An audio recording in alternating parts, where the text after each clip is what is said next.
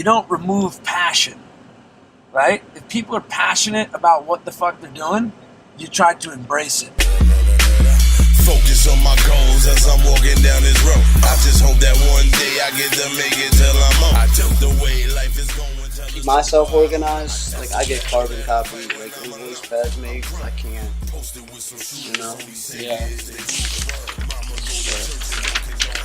Sometimes you got to show the spreadsheet because sometimes, unfortunately, store owners don't even know. I mean, they'll try to kick you out of a store, and then you come in and you're like, look, you sold 22 boxes last year. That's 500 units. Like, Yeah. you know what I mean? And then you say, look, you're at 219, and then you literally have to, like, and they're like, oh, really? Okay. And just like that, you just keep the account. I mean, I did Reno, Tahoe, Phoenix, Tucson in 5 days. It was something like 2,200 miles, something insane, I don't know.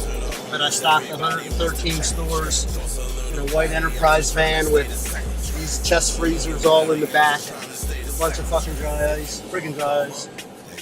I would say the coolest part about this is that knowing that it didn't exist here until I kind of made it exist. Not to say I made, but you know what I'm saying? Like, until I was, I guess, gifted with the opportunity.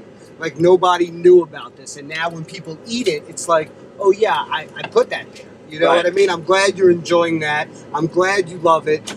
It makes it worth it to know that you eat it. And, I mean, my Instagram, man, I mean, I kid you not, I get so much fucking love. It's ridiculous. I mean, people just from everywhere taking photos. And, I mean, I had a guy the other day, I don't know if he found it, but he was like, I'm hiking in the Grand Canyon this weekend.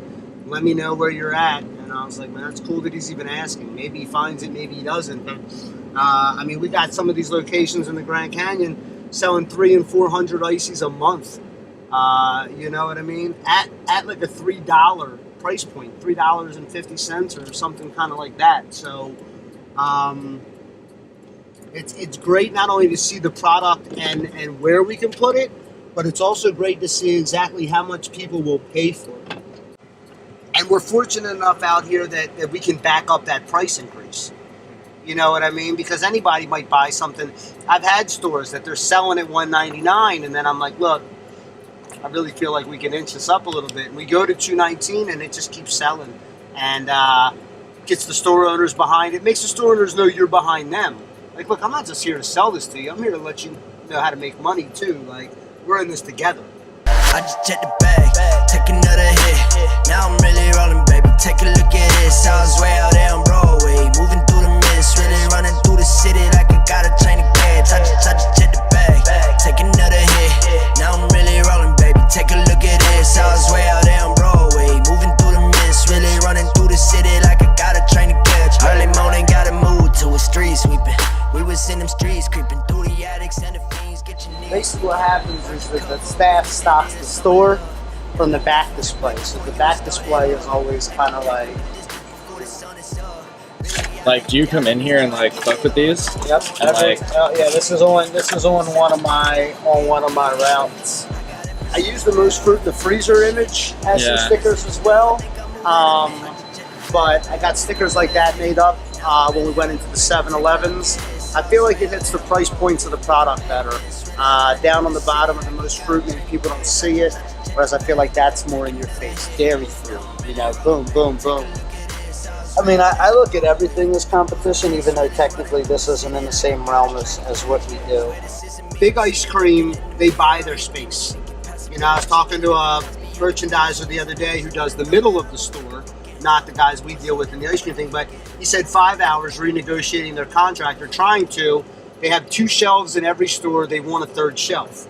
7-Eleven doesn't want to give it to them because 7-Eleven's got this whole line of 7 Select energy drink, you know, little, so they're kind of like, and 5 hours like, look, man, we got money, and that's what's happening with all this other ice cream.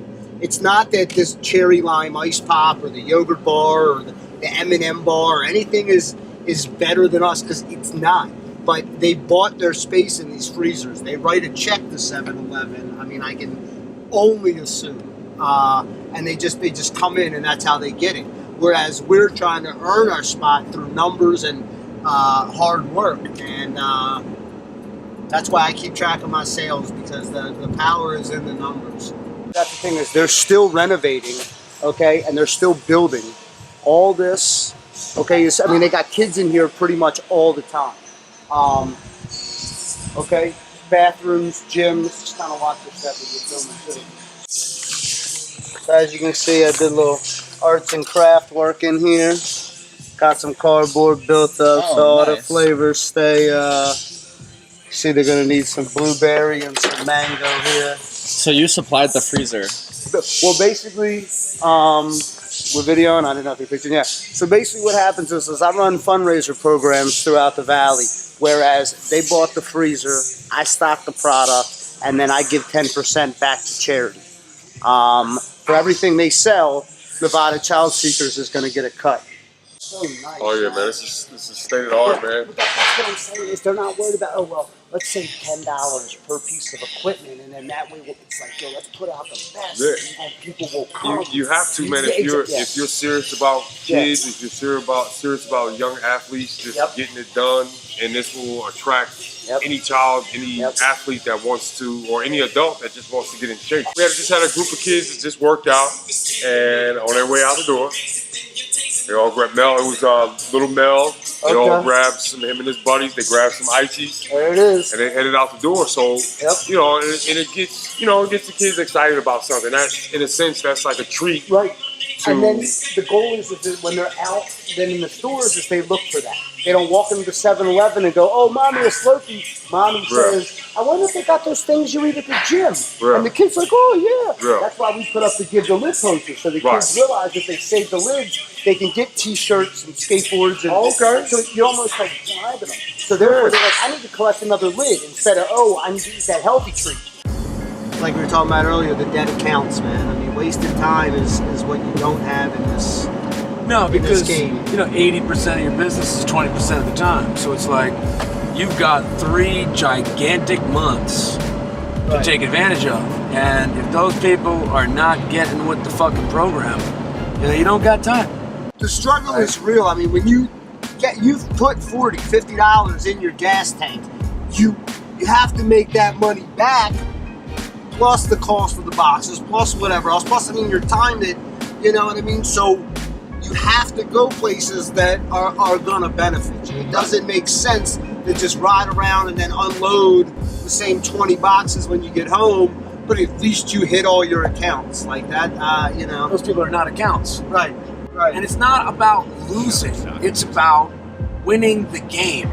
Right? The game is long term. Okay, this is not it's not about I walk into your store, I have to fucking sell it to you or I lose. It's, I want to own the market. And to own the market, what I've got to be able to do is say, all right, you know what? I'm going to take some losses.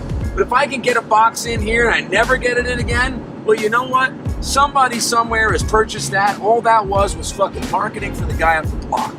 It's the cost of how the freezer is paid for. Right. So I would definitely say this is one of my cooler accounts. I met this guy at the baseball stadium.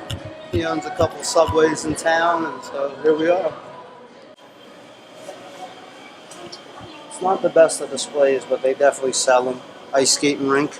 They have hockey practice and all kinds of stuff like that. Yeah, we can walk in there. See that up there? Huh? Yeah. Shared space.